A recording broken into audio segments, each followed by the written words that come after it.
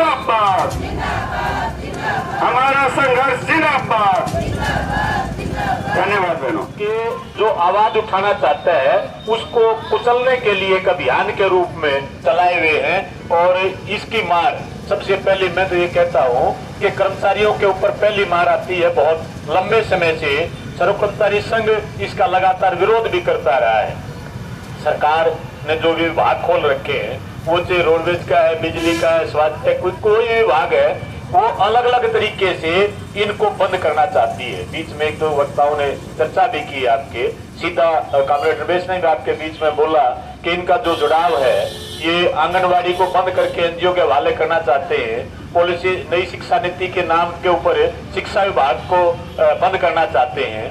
बिजली क्षेत्र में निजीकरण करके रोडवेज की बसों को परमिट के नाम पे, पब्लिक हेल्थ की बात करें, हम रोजगार की बात करें, 2-2 घंटे के रोजगार, मतलब ये चर्चा करें हम जो रोजगार जो आज मुख्य आजीविका का साधन है आम आदमी के लिए, उसको छीनना चाहती है, सभी विभागों को बंद करना चाहती है सरकार। इसकी हम कड़े शब्दों में घोर निंदा करते हैं सर्व कर्मचारी संघ की तरफ से। और यहाँ के प्रशासन को हम कहना चाहते हैं कि वो सरकार के जो आदेश है, कर्मचारी होते हम भी उनको भली भांति समझते हैं, लेकिन इस प्रकार की जो कार्रवाइयां जो कल यहाँ पे इसके आंगनवाड़ी वर्कर विभाग के समाज कल्याण विभाग से या दूसरे विभाग से जो कार्रवाइयां टर्मिनेशन की जा रही हैं, इनकी हम घोर शब्दों में निंदा करते हैं सर्व कर्मचारी संघ की तरफ से। और ये हम कहना चाहते हैं, चेताना चाहते हैं कि 20-30 से टर्मिनेशन से काम चलने वाला नहीं है। अगर इस प्रकार का इन्होंने हथकंडा अपनाते इस आंदोलन को कुचलने का एक मन बना रखा है,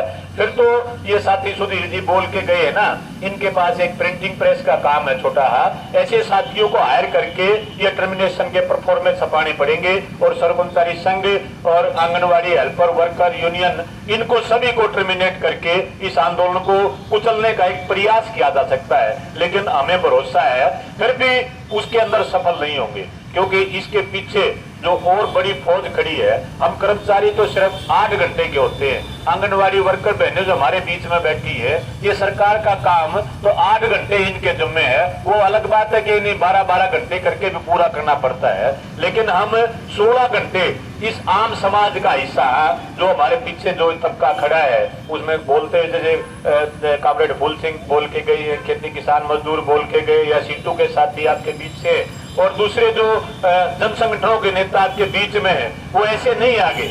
उन्होंने इस पीड़ा को समझा है, क्योंकि इन सबको देखते हुए सर्व कर्मचारी संघ ने भी इस बड़े भाईचारे के अंदर साझा करते हुए आगामी एक जो बहुत बड़ा काम ये सारे जन संगठन मिलके, ट्रेड यूनियन ने मिलके करने लग रही हैं इन विभागों को बचाने के लिए। जो मैंने चर्चा की है, ये विभाग है आम जनता की सेवा के लिए खोले गए, क्योंकि भाईचारा बनने का भी एक कारण भी है। हम एक दूसरे के पूरक हैं, कर्मचारी है वो आम जनता की सेवा के लिए सरकार के द्वारा नियुक्त किया जाता है, लेकिन वो विभाग ही बंद कर देंगे तो ये कर्मचारी अपने आप घर बैठ जाएगा। और उससे पहले जो कार्रवाइयां करने लग रहा है, हमारे एक बिजली के नेता है कॉमरेड हुड्डा जी, वो कह आगे एक बात है, भला जो कोई कुत्ता मारना हो ना गली में, उसके पत्थर मारने की जरूरत नहीं है, सिर्फ एक बगाल में अपने बारना खड़ा हो गए, नुके कुत्ता बोला हो रहा है, लोग आप मार देंगे लाठी मार मार के। इस प्रकार की जो कार्रवाई है सरकार लोगों के बीच में, ये कर्मचारियों को लेकर जो सरकार का काम करते हैं, इन विभागों को बंद करने के लिए इन आरोपों को आम जनता के बीच में फैलाना चाहती है। जैसे बहन ने चर्चा की कि आंगनवाड़ी की बहनें राशन खागी, कर्मचारियों के ऊपर रिश्वतखोरी का, काम चोरी का, और जो दूसरे आरोप लगाए जा सकते हैं। हो सकता है किसी भाई के अंदर कहीं थोड़ी बहुत कमी हो, सर्व कर्मचारी संघ की हम तरफ से हम उसकी निंदा करते हैं और घोर उसकी आलोचना भी करते हैं, लेकिन उस एक की कमजोरी को आम जनता के बीच में विभाग को बदनाम करने का जो तरीका सरकार द्वारा प्रचारित की जाता है, असल में वो भी कहीं न कहीं सरकार की एक साजिश होती है। तो मैं ये कह रहा था कि इन विभागों को बचाने के लिए इन सेवाओं को आम जनता के लिए खुला रखा जाए, इसलिए इसके अंदर एक बहुत बड़ा प्रोग्राम जो चलाया हुआ है सर्व कर्मचारी संघ भी लगातार अपना उसमें हिस्सेदारी की हुई है। 28-29 मार्च की एक हड़ताल जो आई हुई है, उसके अंदर बहुत बड़ी संख्या में पूरे देश के ऊपर ये जो विभाग बताने हैं हमने, क्योंकि मैंने पहले भी कई बार बताई है, असल में ये सरकारी विभाग इसलिए बनाए जाते हैं कि हर आदमी तक उसकी पहुंच हो जाए, हर आदमी उसकी सेवाओं का लाभ उठा सके।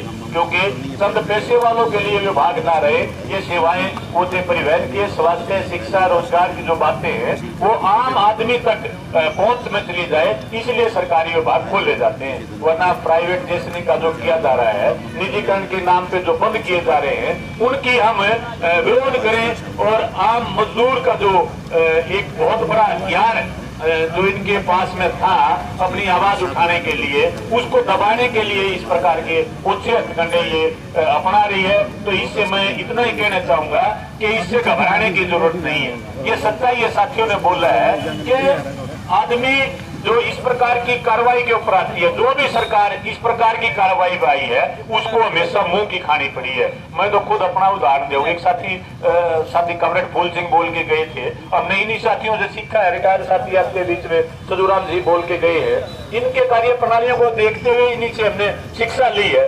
हमने भी जब ज्वाइनिंग किया ना, हम तो मार्च में ज्वाइन किया था 8-10 मार्च को, और 30-31 की आ गई हड़ताल। एक में तो हमने सोचा था कि हाँ बोला के देख घर क्या कई बात थी, हम भी कुछ अंबानी के साथ रहा, इस रोजगार मिला था, बोला 20 दिन हो नौकरी लगे ने, अरे घर बैठ जाएगा। बापू इतना छोम आया था कि आप कह नहीं सकते उस बात को। लेकिन फिर भी जो कर्मचारियों के बीच में बैठे करते, अगर क्या की बात सुन के तो हम भी न्यू उम्र बना के आया था, मैं भी खुद मैं न्यू उम्र बना के आया था, माना नौकरी छूट से क्या मुश्किल नहीं बढ़िया पंडा सुधा के आया था। उससे पहले 8-10 साल बढ़िया नौकरी करा की थी, प्राइवेट नौकरी देख रखी थी, तो मैं इसका हाल सरकारी नौकरी मिली थी और छूटेगी। लेकिन जब आम कर्मचारी के बीच में आप जैसे जो आंदोलनरत कार्यरत जो नेता थे, उनकी बातें जब सुनी तो अपने आप के अंदर एक दिल मजबूत किया कि बस ना, हम जब मराएंगे तो लड़ते हुए मराएंगे। इसलिए आप लोगों को हम ये प्रेरणा देना चाहते हैं कि लड़ना एक बहुत जरूरी चीज है। अगर हम बचाएंगे तो इस लड़ाई से ही बचाएंगे।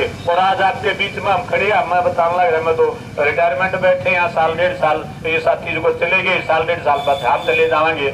और ये कह सकता हूँ कि कोई आंदोलन, कोई भी चाहे प्रदर्शन हो, धरना हो, हड़ताल है, वो हमने छोड़ा नहीं। उस दिन के बाद उस एक हड़ताल को ये थोड़ा मन में ये आया था, वो जब क्या किताब पड़ी थी, डांट पड़ी थी बाबू की कि शायद टाल कर दिया, लेकिन करीब भी नहीं टाल। और पूरी नौकरी करते हुए सभी लाभों को लेते हुए अब और दूसरे जो कर्मचारी हैं उनसे भी बेहतर ढंग से अपनी सेवाएं देते हुए सेवाएं पूरी करने की अपेक्षा रखते हैं कि 1.5 साल रह रहा है, ये तो नहीं मानना कि यह भी पूरी होगी जरूरी है। लेकिन लड़ने की आदत हमने डालनी पड़ेगी।